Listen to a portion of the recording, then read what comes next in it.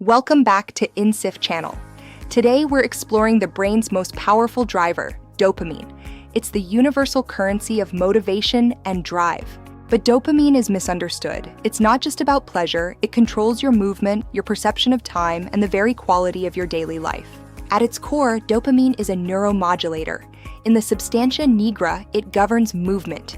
Without it, fluid motion becomes impossible, as seen in Parkinson's disease. But for performance, the key is the mesocorticolimbic pathway.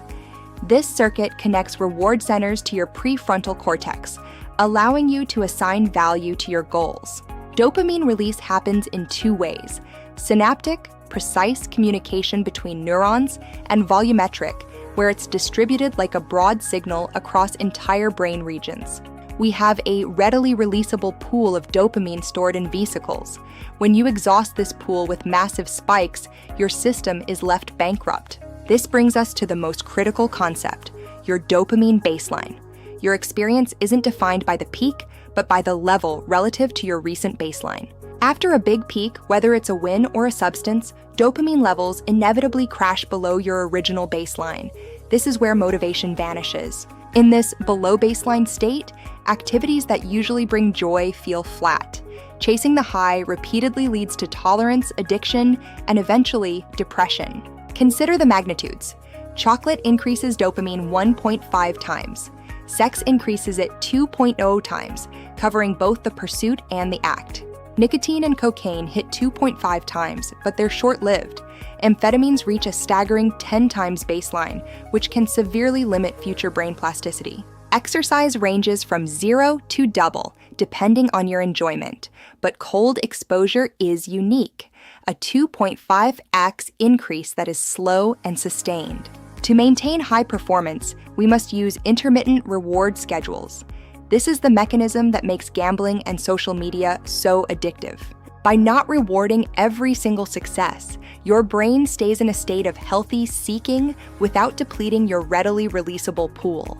Protocol 2 is one of the most effective: cold water exposure. Submerging in 50 to 60 degree water provides a dopamine profile like no other. Unlike the sharp spikes of caffeine or nicotine, cold causes a slow, steady rise that stays elevated for hours after you leave the water. This sustained 2.5x increase leaves you in a heightened state of calm, mental clarity, and focus for the rest of your day. Protocol 3 is shifting to a growth mindset. A famous Stanford study showed that rewarding children for drawing actually decreased their intrinsic joy. They began to associate the activity with the reward, not the effort. To sustain drive, you must learn to reward the friction of the effort itself. When things get hard, cognitively reframe the pain as the source of your dopamine. Telling yourself the effort is the good part changes your biology. Let's look at chemical tools. Caffeine is widely used, but its real power is in upregulating your dopamine receptors, making your existing dopamine more effective. Yerba mate is particularly special. It contains caffeine but also GLP-1 for blood sugar and is neuroprotective for your dopamine neurons. L-tyrosine and PEA can provide sharp 30-minute increases in focus, but use them sparingly. They often lead to a subsequent dopamine crash. Clinically, compounds like Wellbutrin are used to increase dopamine and norepinephrine levels, often avoiding the side effects of traditional SSRIs. Ultimately, dopamine is about the pursuit of survival.